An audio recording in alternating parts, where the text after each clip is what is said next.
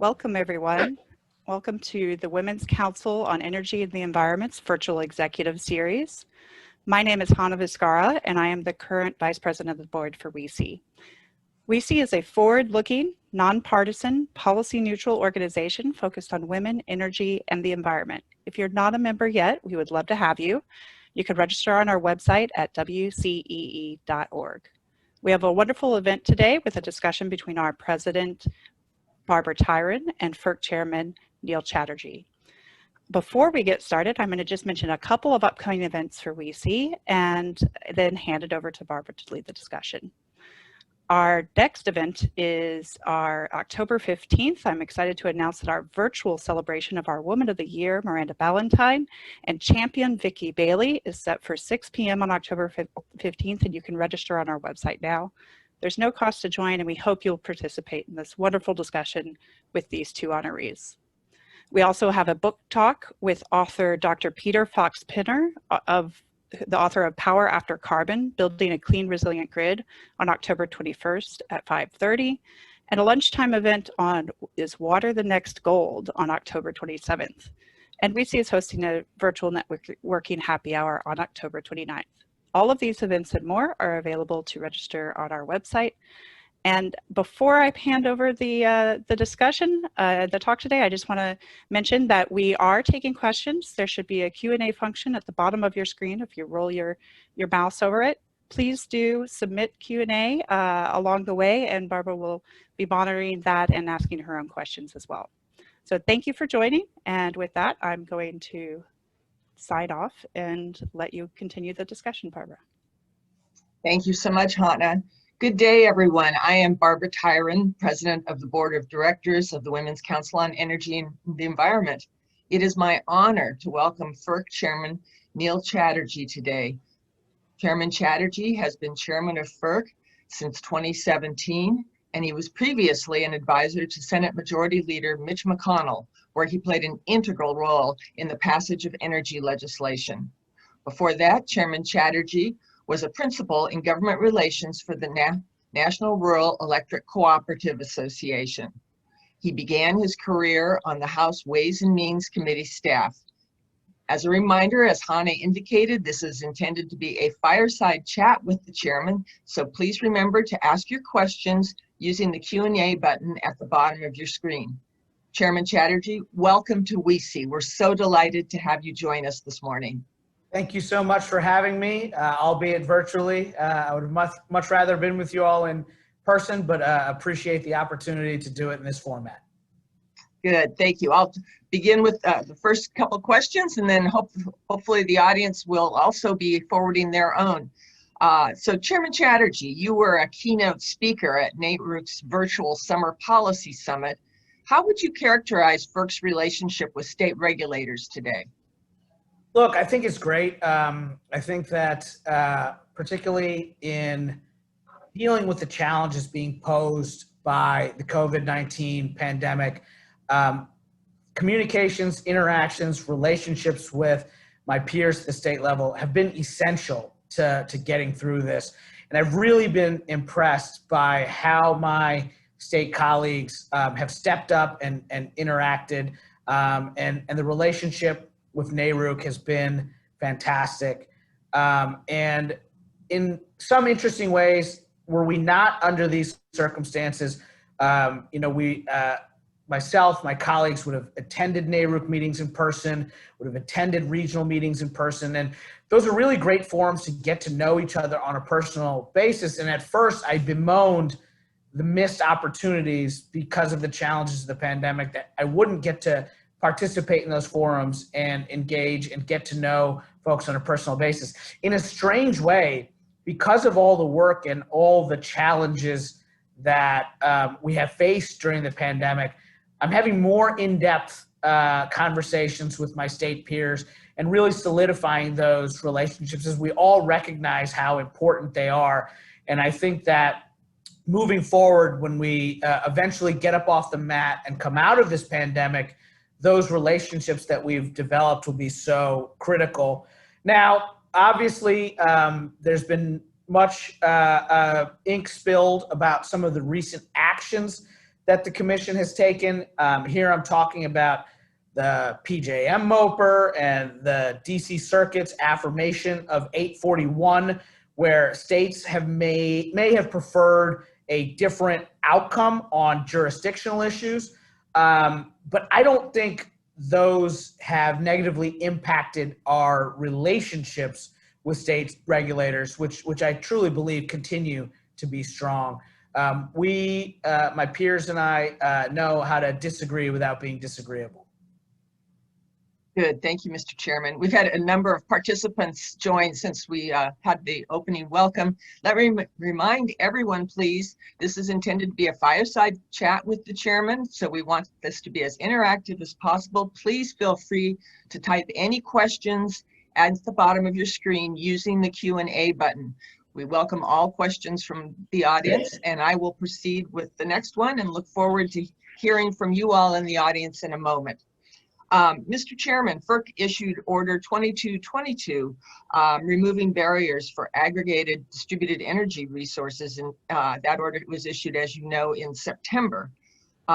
There seems to be a shift with that order that now changes the debate from whether distributed energy resources participate in wholesale markets to how they participate.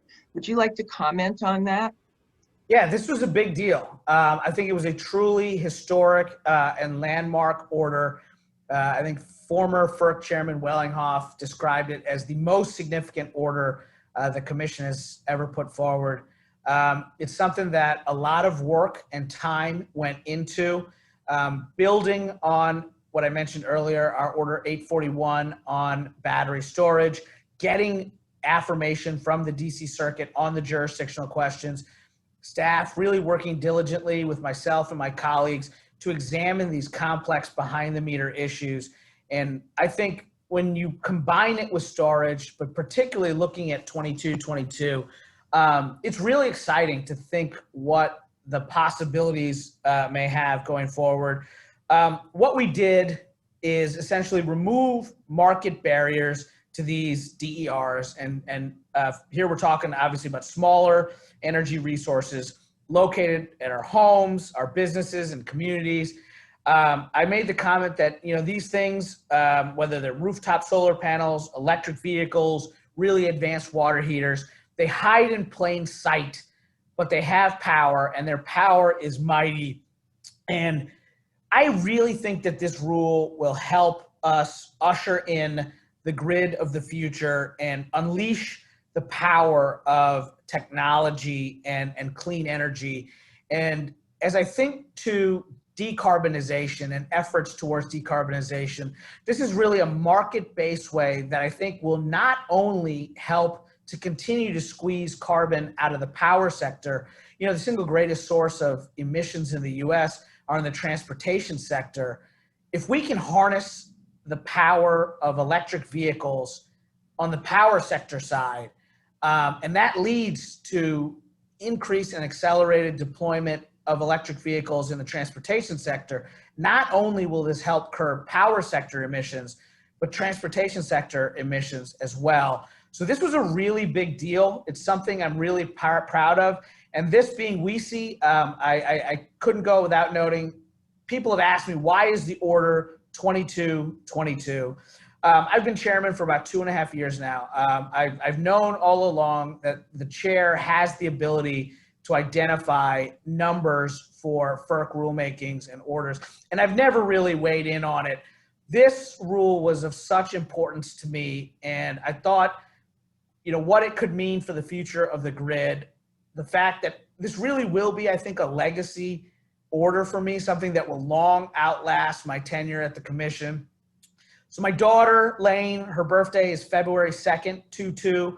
My wife, Rebecca's birthday is October 22nd, coming up here in 3 weeks, 10/22. So 2's always been a big number for the women in particular in the Chatterjee household. And I thought in this instance, having never weighed in on these numbers before, I would take this opportunity on this historic, truly potentially game-changing FERC order and number it, and in some ways name it after my daughter and my wife. Well, we're delighted to learn that. Thank you for that very helpful background, and congratulations to your daughter and your wife for being a part of FERC Order 2222. Great to know. So we do have some questions coming in from the audience. Thank you everyone for participating. The first two questions are almost identical, which is related to yesterday's carbon pricing technical conference. And the questioners would like to know, Mr. Chairman, what are the key takeaways for utilities from yesterday's conference? So one of the things that I thought was very interesting when we got the initial petition for the conference was the diverse array, the breadth and depth of petitioners asking FERC to engage in this technical conference. And I think it was a recognition of the reality that state actions regarding carbon pricing are taking place and are going to continue. And FERC has a responsibility in our oversight of markets to examine what the implications of these state actions could be on our markets. And so our first panel really delved into the legal questions around this. And what I found was that there seemed to be almost total consensus, not complete, but very broad consensus that FERC did have the authority under Section 205 to examine and evaluate applications that bubble up to us. There was some questioning about whether it would be appropriate for FERC to proactively engage under Section 206, and I did find some of those arguments to be pretty compelling, but I think there was pretty broad consensus that we were not overstepping and that amongst the legal panel, that under 205, we were well within our authority to consider these questions. Beyond that, I thought the technical panels were very interesting, looking at complex challenges regarding market design, leakage and its implications, transparency within our markets. And my main takeaway was this isn't going to be easy, but we're at a crossroads where I think the Commission has an obligation to examine how we're going to handle this in the future. And the one encouraging takeaway that I got was that while a number of panelists really zeroed in on the complexities of trying to balance FERC markets with these state policy directions, that none of them were insurmountable. That even as leakage is certainly very complicated, that it's not an insurmountable challenge. And so those were really my high-level takeaways from that discussion. Good, thank you very much. Appreciate that. We've received another audience question on 2222, and so perhaps inspired by your additional background you just provided. But the question is there any size limit for the aggregation of distributed energy resources in wholesale markets? I know the answer to this very technical question. I don't remember it off of the top of my head, so I'm going to have to punt on that one for the time being to staff. But whoever asked that, please follow up with me. Obviously, I was completely immersed in the carbon pricing tech conference yesterday. We did just act on 2222 a couple of weeks ago. It should be top of mind, but I don't want to misspeak, and so I'm going to have to come back to you on that one. No worries at all. You've got a busy schedule. We certainly understand. Thank you for considering the question. Here's another question that's a little broader. And the person in the audience would like to know, how do you consider your work at the Commission as we go into the election, the time between the election and inauguration, and beyond that? There seems to be so much that's uncertain, she says. In the meantime, are you trying to achieve certain priorities, speed up certain work, or are there certain projects that might be too big to take on, even with the continuation of your chairmanship? That is an outstanding question, and it's one obviously that I think reflects my own growth into the role and hopeful maturation as I've now approached 3.5 years as a regulator. Initially, obviously, I came from a political background, coming from the Hill, coming from the Senate, to where I paid very close attention to the implications of various elections. Obviously, working in the United States Senate, having a third of the Senate face the electorate every 2 years, having changes in dynamics within committees and within the Senate impacted every 2 years. Elections were a big part of the policy decisions that I had to make working for Senator McConnell and others in the Senate. It's very different here at a regulatory body. And I've really come to appreciate the importance and significance of FERC's independence, that the regulated community needs to have confidence in the Commission's actions, that we not only maintain our independence, but the fact that we are a bipartisan board and that our terms are set in a way that they continue beyond election cycles.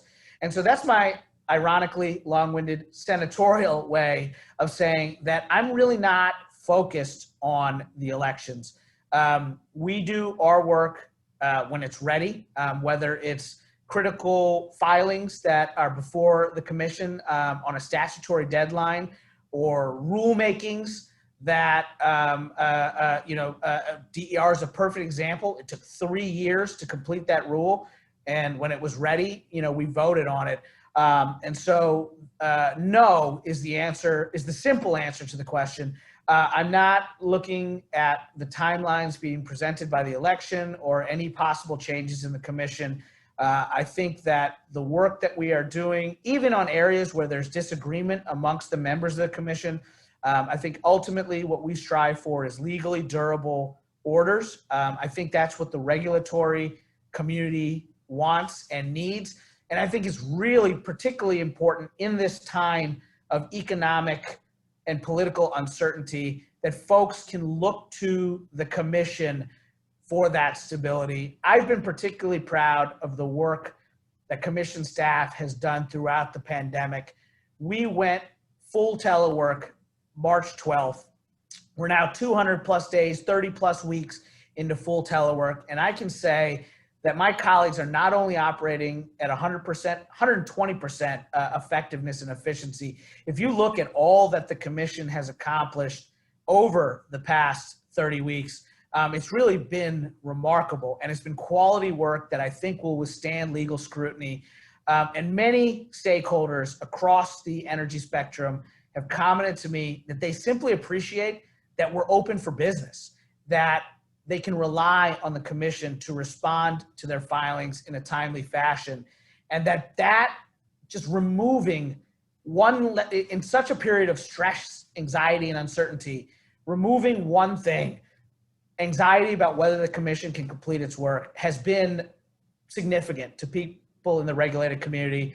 I have said before, I intend to complete my term regardless of what happens in the election, regardless of whether I remain chairman or not, because I want to be constructive. I want to continue the work of the Commission that my colleagues and I work on together on a bipartisan basis, and I want to ensure that we have a quorum.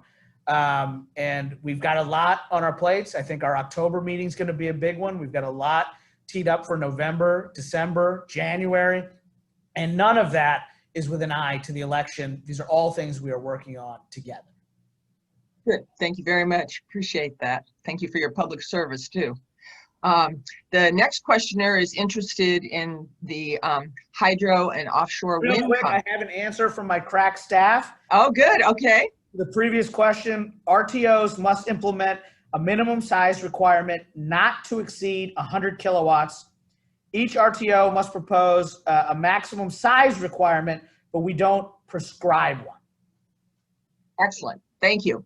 And thanks to your staff for Rachel Marsh, who's always on it, always paying attention, and could not do this job without the team of strong women that I have supporting me.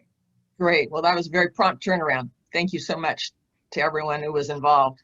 The next question, Mr. Chairman, is about hydro and offshore wind and the conferences that are being held or will be held there. Is that the precursor to their integration into possible FERC actions that will follow up? That's a great question, and I think I'm very much looking forward to that October tech conference in particular on offshore wind.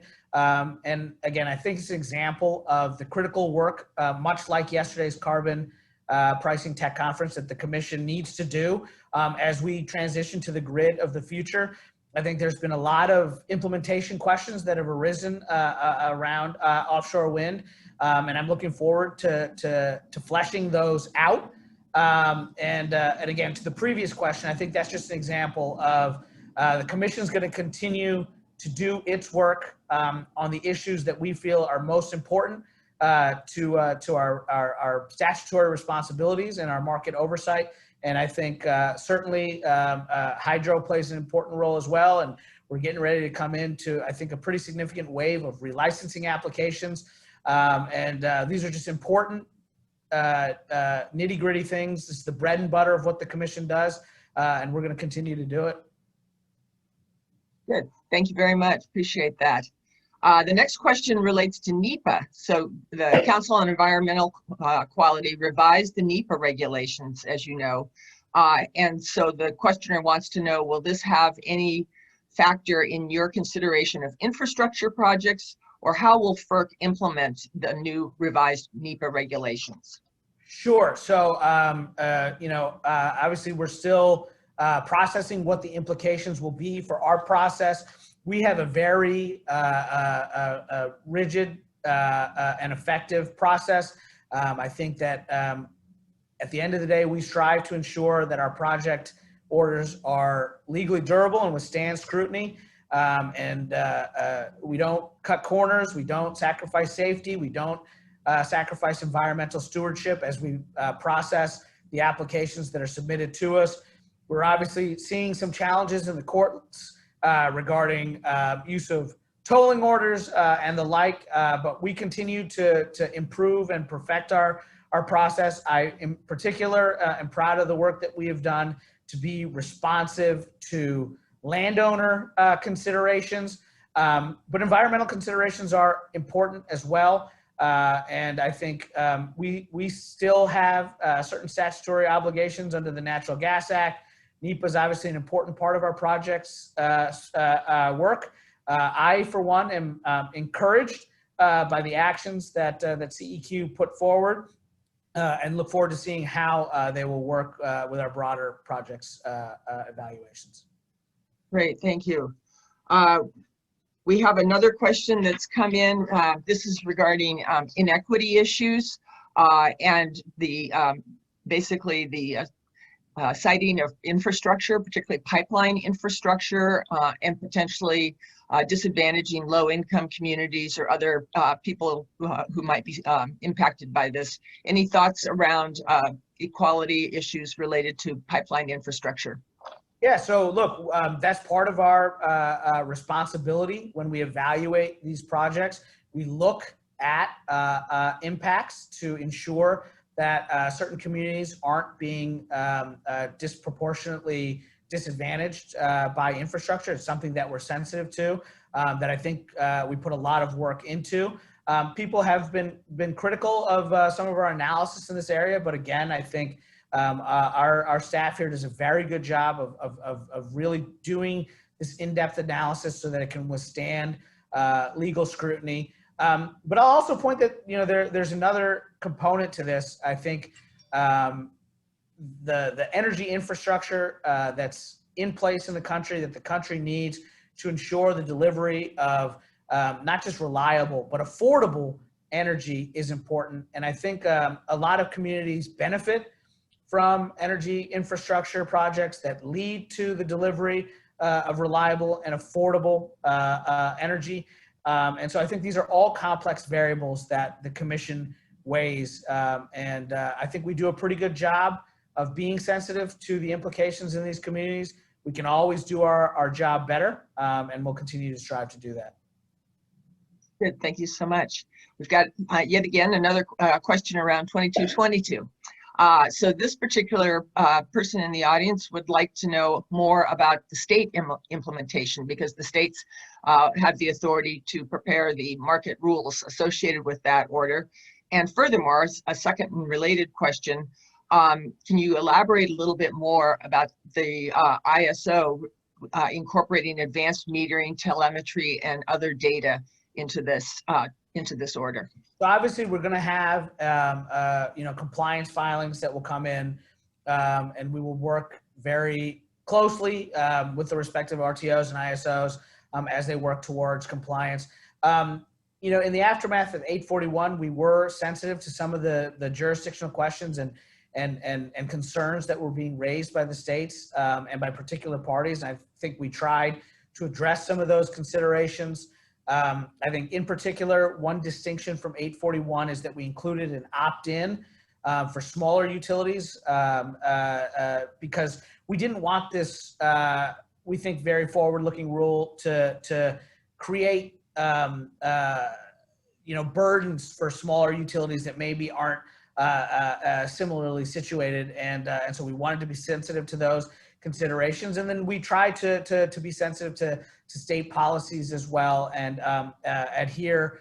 We did not disturb the positions the Commission took in Order 719. So I think it's a balanced effort, but obviously there's a lot more work to be done. Remains to be seen if parties will seek rehearing. We'll have to get through that and then move into potentially, depending on rehearing, what steps need to be taken in terms of compliance and implementation. I think the experiences we had with both 841 and 845 and the detailed compliance filings that we've had in both those areas will help. That experience will help inform and better our process. Thank you. Appreciate that. We have a new question, which is that the chairman has referred to the grid of the future a few times during today's discussion. What is your vision for the grid of the future? Yeah, I think my vision for the grid of the future is one that is flexible, but also resilient. I think that we are clearly in the midst of an energy transition in this country, and I think as consumers, states push towards decarbonization, I think we at the Commission need to do our work. And what I have said repeatedly is, in my view, if I can look back after my tenure at the Commission is complete, and I see that there's a regulatory ecosystem in place that enables new technologies to flourish, to compete, to be compensated for all of their attributes, I'll be satisfied with my tenure. I think transmission is going to be a big part of what that grid of the future looks like.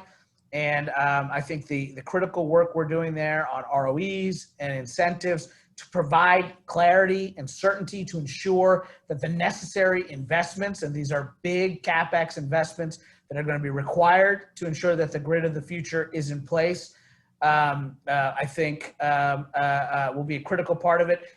Back to an earlier question in regards to the election and timing, and are there certain things that we couldn't get done because of that? One area where I did hope at the onset to take some action was to really look at Order 1000. And I'm a big believer in competition and in the benefits of competition. I think competition drives innovation and cost discipline. I think the original ideas behind Order 1000 have not been realized. And I was hopeful that we could really dig into Order 1000. That's one where I ultimately came to the realization that with so much else on our plates, I thought, while I really wanted to dig into this area, trying to reopen Order 1000 with everything else we had going on was going to be a big Herculean task for my staff, for my colleagues, and myself. And so we're looking at more kind of targeted fixes. So that's just, but to the question of the grid of the future, I think, again, ensuring that the transmission is in place, ensuring that our markets are designed in a way that can remove barriers and allow innovative new technologies to participate. I think it's an exciting time in the sector, and I'm honored to play a small part in enabling that transition to the grid of the future. Good, thank you very much.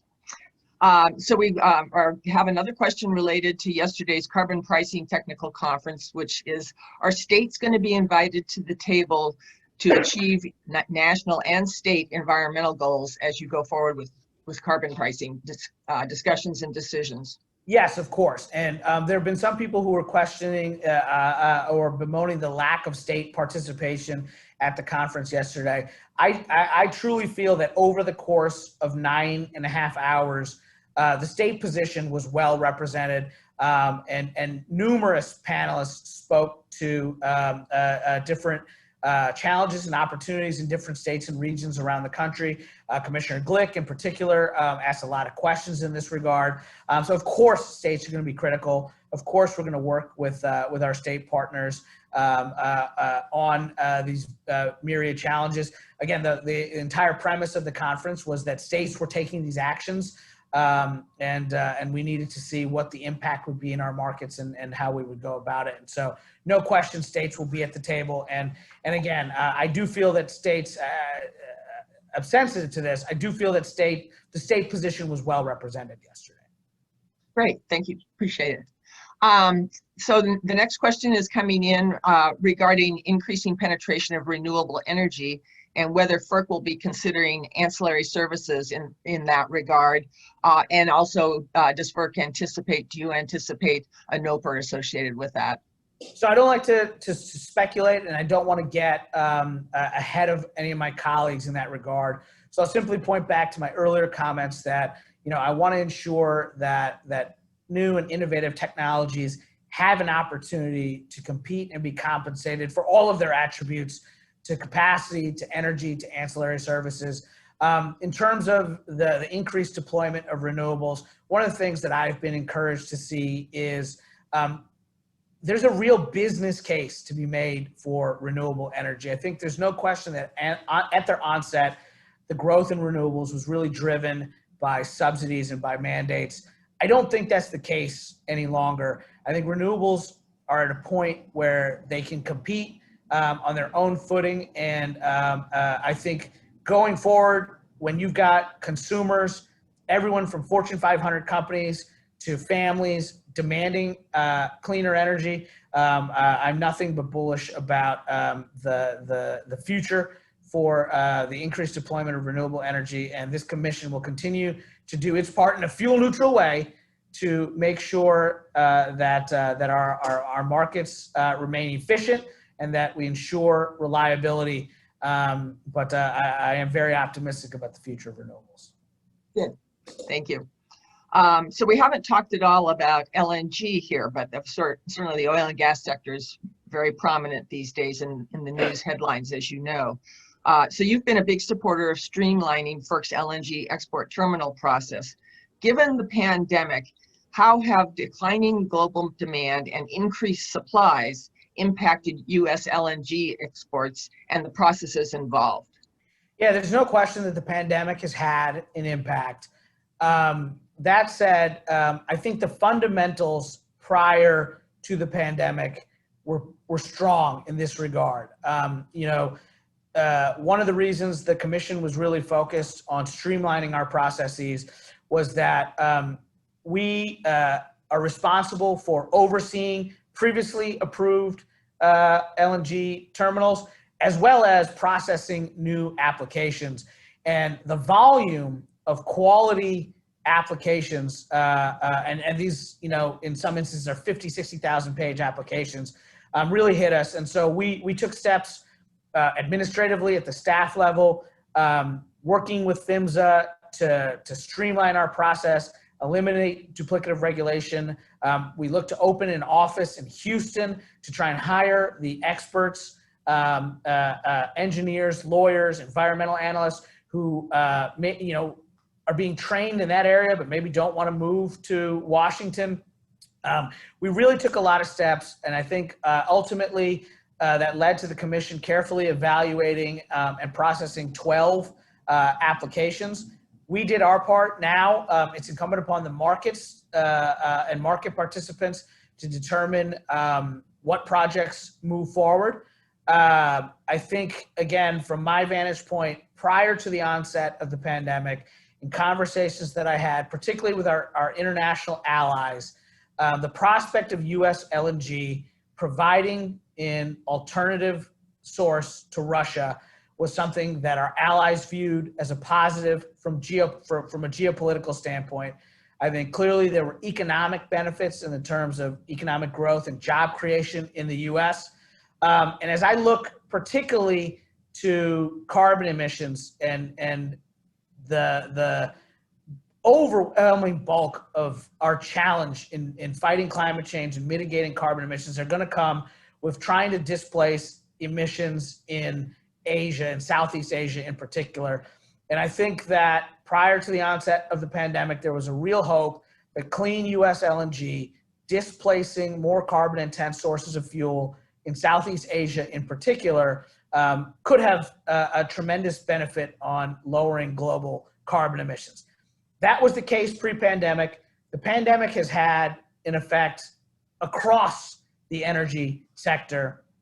It remains to be seen, and I leave it to market participants and the experts to determine what the future outlook for LNG will be. But I've heard from many market participants who believe that at some point when the U.S. and the world gets up off the mat from this challenging pandemic, that market will reemerge. Good, thank you.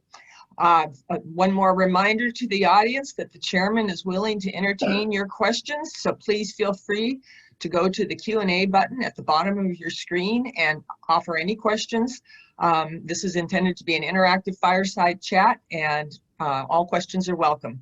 I'll proceed with the next one, which is, Mr. Chairman, do you anticipate PURPA reform being revisited again by either FERC or Congress this year or next?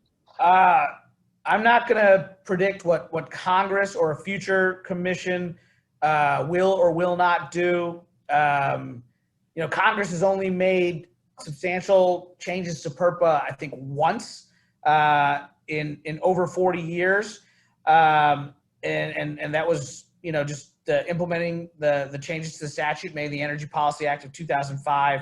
So I think FERC Order 872 is the first time that the commission has tackled updating its PURPA regulations. This took a lot of work. I think we did it the right way. We engaged in a thorough, deliberative process that started with a technical conference in 2016, a proposed rulemaking in 2019, a final rule this year. We've got several parties that requested a rehearing of our final rule, and our talented staff team is looking at that. So I feel pretty good about the work that we did to modernize PURPA, but I'm not going to make predictions of what a future Congress or commission may do. But I do have confidence that what the actions this commission took will be legally durable. Thank you. Thank you. Well, we're going to segue actually to a question you might be able to know a little bit more in the future, which is we have a member in our audience who is intrigued with your reference to a busy October FERC agenda. Would you like to elaborate at all on what are the topics that you anticipate being part of that meeting, that open meeting? I obviously cannot do that. Today is for folks familiar with the intricacies of FERC processes. Today is filing Thursday. The Sunshine Act notice will go out next Thursday. And so I encourage you to tune in, not quite at this time, maybe close of business next Thursday when we put out the Sunshine Act notice. Very good, thank you. Next question is you referenced earlier today about energy storage, and I know you're a big champion of energy storage. How do you see the role of DOE's Energy Storage Grand Challenge impacting FERC? Yeah, look, I think one of the exciting things, I strongly believe that energy storage is a game changer. We spoke earlier to the grid of the future. I think storage is going to be a big part of that grid of the future. And I really want to applaud DOE's efforts supporting energy storage and establishing these public-private partnerships to spur further innovation. I think new energy storage technologies will be able to provide services that are needed to ensure reliability. I think we did really historically significant work with 841. I appreciate DOE's work on building on this. And then I also think the experience with energy storage is one that I'm optimistic we will see with DERs as well. You know, at their onset, when we first started looking into storage, I think it was more a nuance. You had a sort of niche group of folks that were focused on it. Now, storage is widely praised as a breakthrough and significant technology. I think similarly, as people learn of the power and the benefits and the opportunities with aggregated DERs, I expect to see similar consensus support in the coming years. We've really seen enthusiasm around storage grow tremendously in the past 3 years, and I'm hopeful to see the same on the DER front. Good, thanks. And a related question as a follow-up. So as you know, energy storage technologies are continuing to evolve, and I'm sure we'll continue to do so in the future as well. Any thought about how the integration of evolving energy storage technologies will fit into wholesale power markets as we go forward? Yeah, one of the great things, again, not to keep pivoting back to 2222, but obviously that's how proud I am of it, is we accounted for innovation, you know, in leaving open the possibility that technologies that we can't even envision today could come into the market. I have no doubt, as I mentioned earlier, I think competition drives not just cost discipline, but innovation. And I think we've already seen advancements technologically in storage since the onset of 841.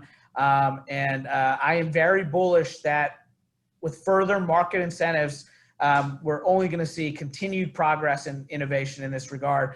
I'm not a futurist, so I can't predict what those innovations will look like. What I do hope is what I mentioned earlier, whether I'm still at the commission or not, that what I mentioned, that regulatory ecosystem that removes barriers to these new and innovative technologies. If that's in place, I'll have done my job. And certainly this commission under my leadership won't be in a position to inhibit these new technologies from utilizing their full capabilities. Great, thank you. So we have a question that's come in around offshore wind. Do you see or anticipate that there will be any more consideration of offshore wind, the integration of offshore wind, either in conjunction with Order 1000 or generation interconnection work? So again, I think that's the basis for the technical conference that we're hosting in October. So I don't want to get ahead of staff or my colleagues, but I encourage everyone to tune in, everyone interested to tune in to that technical conference. I hope to build a robust record and then work with the staff to analyze that record and see what steps, if any, the commission can take moving forward. Good, thank you. One more reminder to the audience. This is the chance to ask the chairman your questions, so please feel free to put them into the Q&A button down at the bottom of your screen, and we will be sure to call on them as time allows. Thank you, everybody, for your participation in this process to make it an interactive discussion. Looking now at FERC's decision to decline jurisdiction over net metering, can you talk a little bit about the background associated with that? So yes, I think, and I want to be sure, but I believe no one sought rehearing, so I can talk about that now. I think my colleagues and I got together. We looked at the particular petition and weighed whether we were in a position to act on it and what the implications would be. And I was pleased that we had a consensus unanimously to reject that petition. Good, thank you. So you've had a very diverse professional background. You've served in the Senate. You obviously had a very significant role there. You worked in the House. And of course, you worked at a National Trade Association as well. How has your professional background, including all that experience, contributed to your insights and your leadership style at FERC? I think, you know, one of the great things about having the background that I was so fortunate to have to get to this position is that from the start of my career, even as a very junior level staffer in the House of Representatives, I've had to evaluate issues from a national basis. And I think coming to a regulatory body like FERC, having that national perspective was critical. I think particularly working for Senator McConnell, Senator McConnell has two roles. He is the senior senator from Kentucky, and he's also party leader in the Senate. And in that vein, he has two offices, and I worked in both offices. Initially, I advised him in his capacity as senior senator from Kentucky, and so my focus was really on Kentucky-specific issues. But later, when I transitioned to his national leadership office, I had to take what was in his interest for Kentucky and square that with 99 other senators representing 49 other states, so 48. We had 2 from Kentucky, obviously. And so, sorry, 98. And so I think having that national perspective was important and gave me a basis for when I came to the commission, because most of the legislation, if not all of the legislation that I worked on, didn't pass the Senate with 60 votes. It passed with 85 plus, 90 plus votes. And in cobbling together those legislative packages that received broad bipartisan support, I learned of the different opportunities, challenges, and complexities in different regions of the country. And I think that's really helped me at the commission to have that national viewpoint and understanding, and also relationships across the country, so that I have people that I can turn to, because there are so many different circumstances facing stakeholders in different regions of the country. And so I thought that was particularly insightful. And then my work with the rural electric cooperatives, again, gave me a perspective, as reflected in, keep coming back to it, 2222, that different utilities have different challenges. And I think the electric co-op model, the size and location of electric co-ops, having that experience, learning on the ground what challenges co-ops face. And again, co-ops are not a monolith. Co-ops in different regions of the country approach policy matters from very different perspectives. And that also helped inform my background in coming to the commission. And I think that's the beauty of being on a multi-member bipartisan commission. When we're at full strength, different people bring different strengths. We've had former state commissioners who come in who have real expertise in rate making, but obviously have been focused on their one state and now have to pivot to covering the whole country, and that has a learning curve. We've had lawyers come to the commission who are experts in the area of law that obviously they developed that expertise in, that caused them to get on the radar to come to a commission like FERC. But the breadth and depth of issues that are on the commission's plate, that entails a learning curve.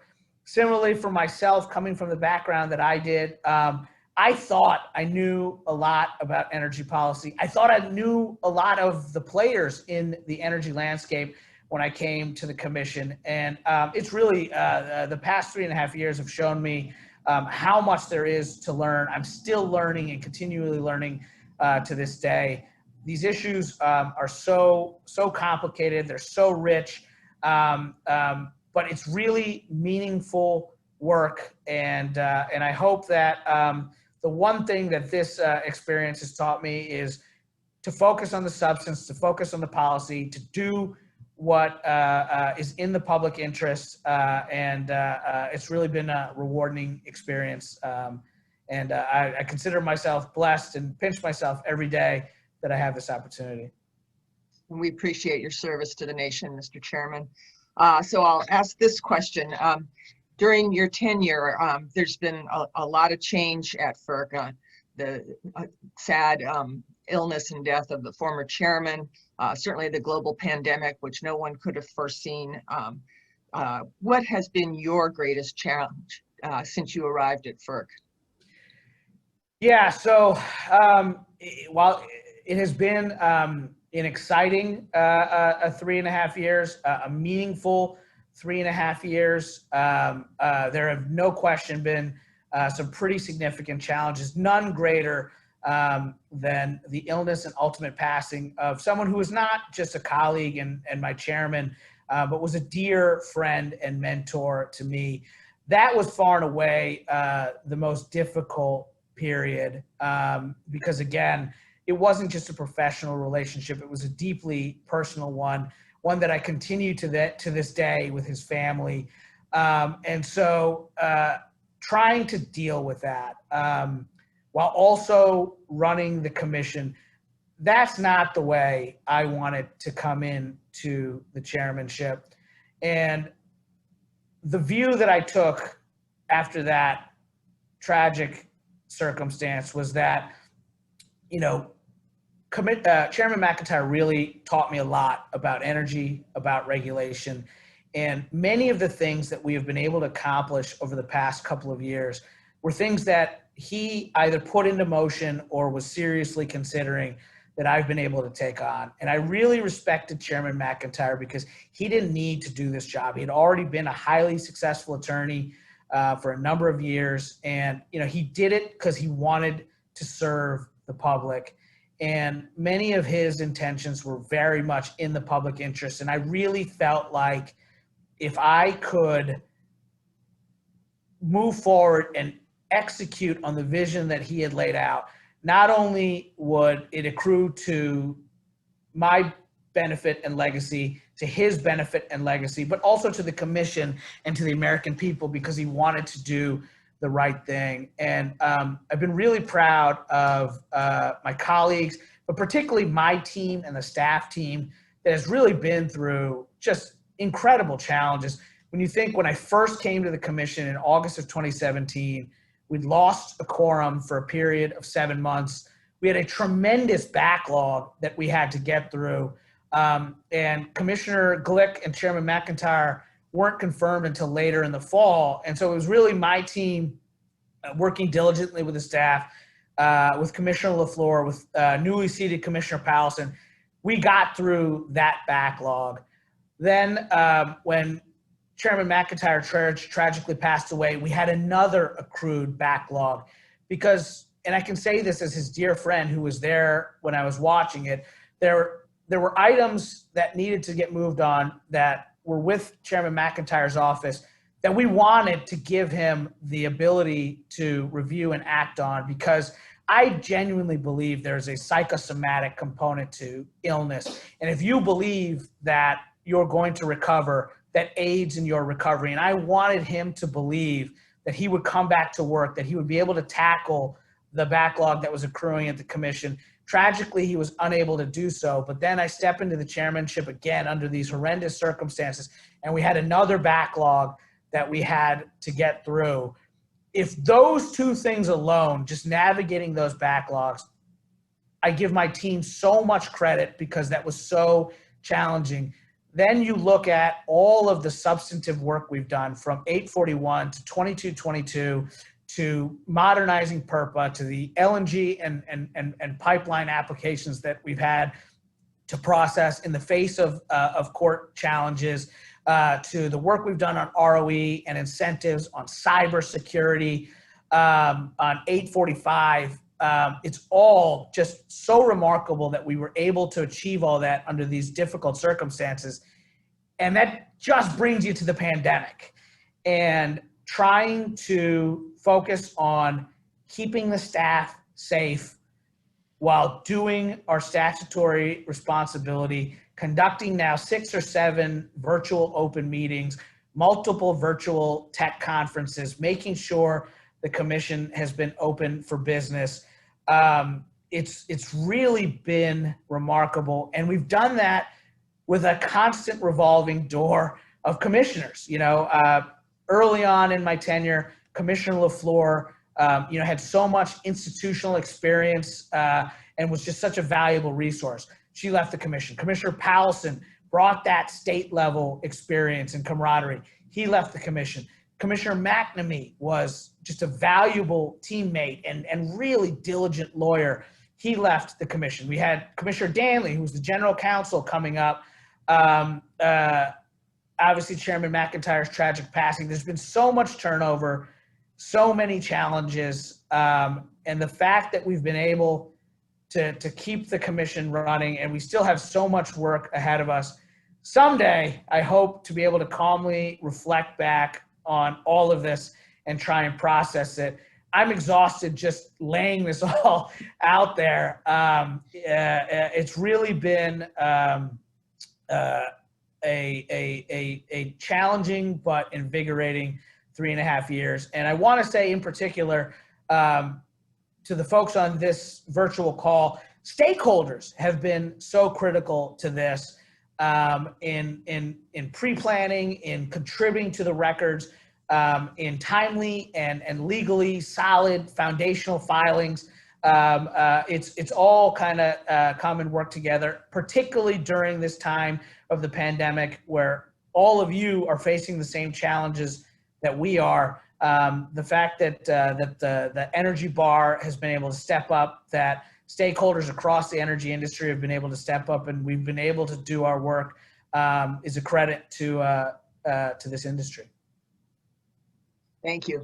You have a great record to be proud of. We appreciate all the efforts of everyone who is there at FERC working with you. We do have actually thank yous coming into the Q&A box now to you, Mr. Chairman. So I will echo those. Thank you so much, Chairman Chatterjee. Thank you all for joining today. Thank you for your thoughtful questions and to the chairman for his very, very thoughtful responses. We appreciated all the deliberations that went into those remarks.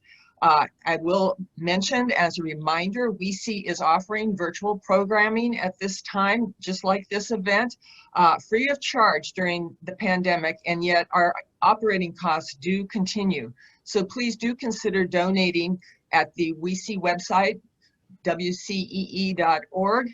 And also one more reminder that we have our 2020 Woman of the Year virtual gala dinner coming up October 15th at 6 p.m.